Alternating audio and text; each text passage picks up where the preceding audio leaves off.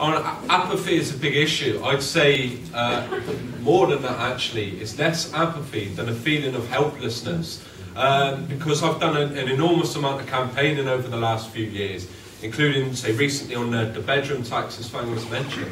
There's enormous anger out there amongst people, but they don't feel they can do anything about it. And I don't think that's an individual failing on their part. This is very heavily ingrained into people. The education system was mentioned, the media as well. I agree actually with the person at the back. I believe it is big business interests that pushes a great deal of this. And it takes a lot to break through that, to break through the feeling that nothing can be done.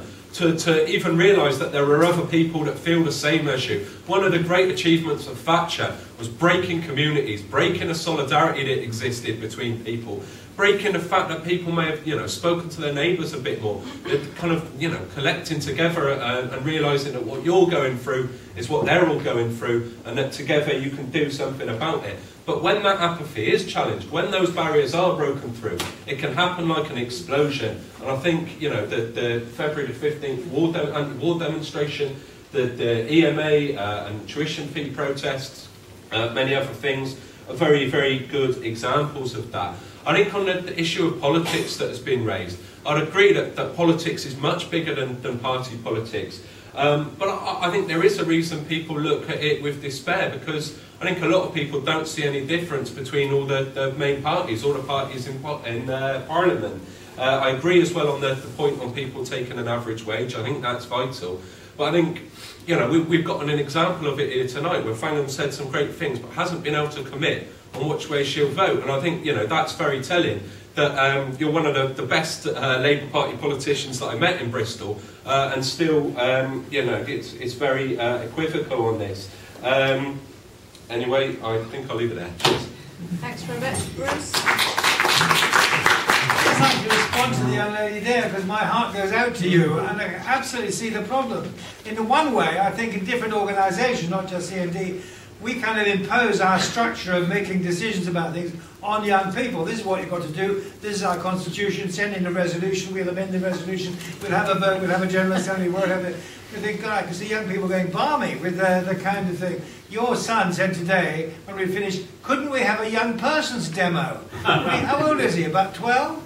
No, he's 9. 9. Well, he looks a big boy for that. No, anyway. Couldn't we have a young person? Absolutely, I was completely for him. I think you are quite restrained in schools by the way things are, but there are good schools, and probably you come from one. But I go to schools where they've got an amnesty group, they've got a Greenpeace group, they've got I don't know what else, but they're actually doing things. Maybe it's true in your place. But you've got to watch schools too. I've just seen a debate, which is being helping to organise in a school, and I've seen the handout given to the school by some inverted commas charity promoting debates, and it's about nuclear weapons. And on the literature it says there are a number of countries with nuclear weapons. 5 are entitled to have them within the law. In other words, it's been given to schools as data. So I think that even those who are governors or teachers should be looking at the stuff that's in schools. But for you personally, for instance, nothing to stop you saying to the head teacher, I'd like to have on the 25th of June, I'd like to have a major event about the United Nations. That's when the Charter was signed. What's the United Nations achieved? What are its organs up to, and so on. So in the school, invite other schools in. He or she might respond to that. Or October the 24th, the disarmament week. What's going on? So I think you can take some initiatives. For instance, your school could actually twin with our enemies. Well, how about twinning with a school in Iran? I never heard of that, but why not? I've written to a chap in Iran, the man who refused to allow someone to be executed. His son had been killed, and the father had the right to say yes or no. I never thought I got an answer. I wrote to this bloke, I said, congratulations on your stand for non-violence in refusing to have the killer executed. I got a letter back a month later, deeply appreciative of my letter. I was amazed. Twinning with Iran, what a wonderful example that would be. Eh?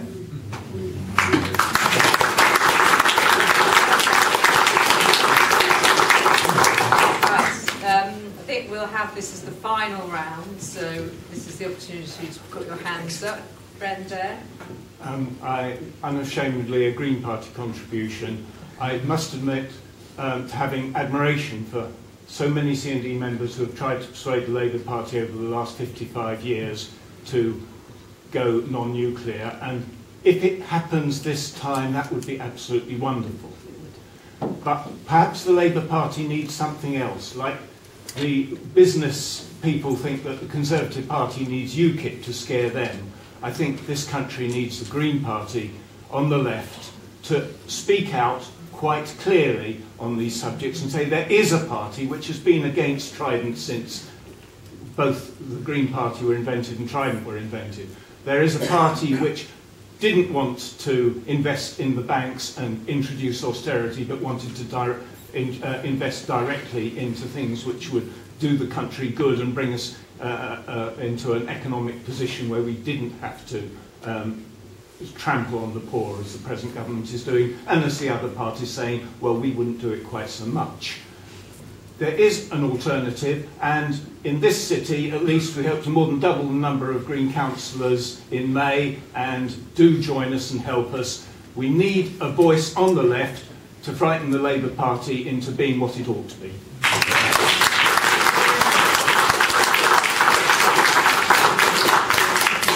Anyone else? Yeah, friend there.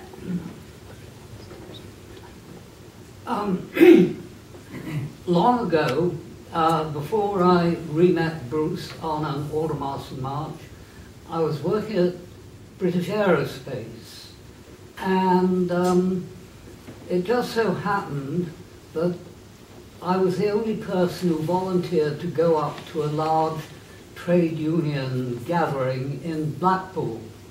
And I went up carrying my motion, my thoughts about the possibility of job sharing.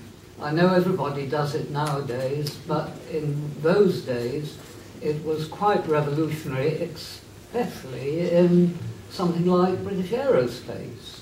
Well, I went up, and my motion never got even to the, to the front. But there was a motion there, and I think this was in the days of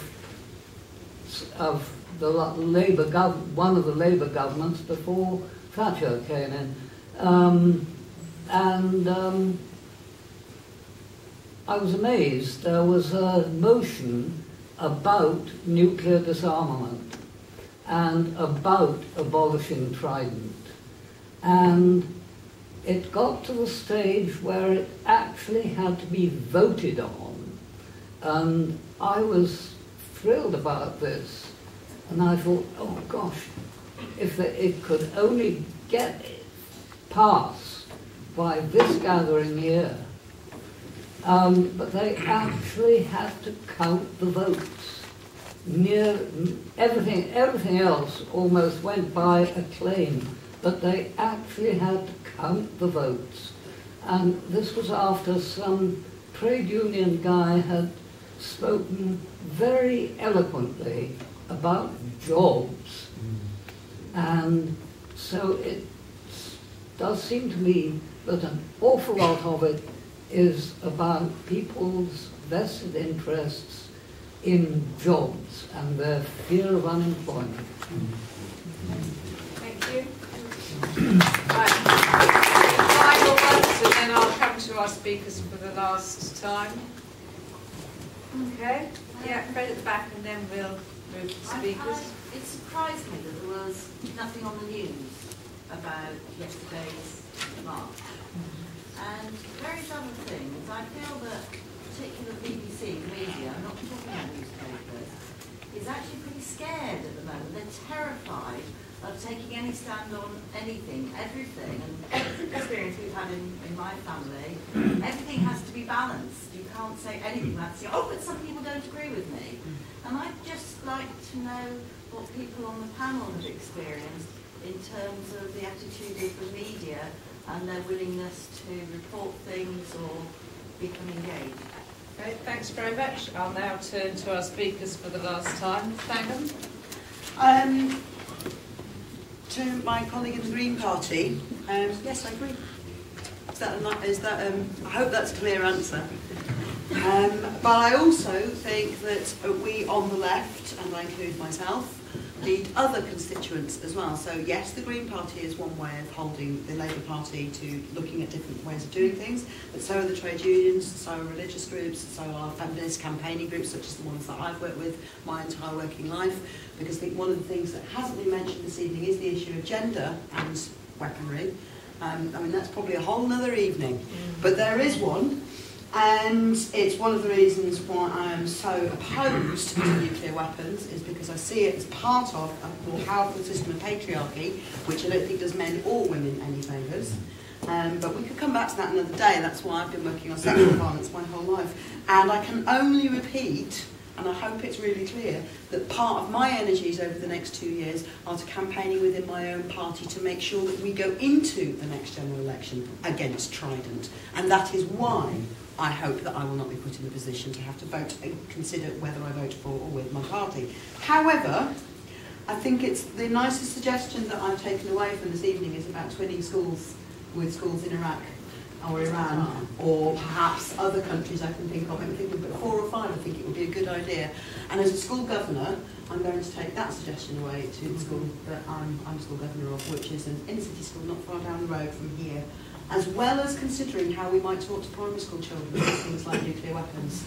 And I have certainly been surprised actually at how willing primary school teachers and pupils are to talk about domestic violence and sexual violence, which the first time I went into a school and had to do that with a reception class, I was shocked at actually how keen they were to talk about it and how much they wanted to be involved in the anti-violence work that I've been involved in my whole life. So I'm going to follow that by taking to my school the idea of discussing nuclear weapons with them and seeing how they respond to that. So, Thanks very much, Tom.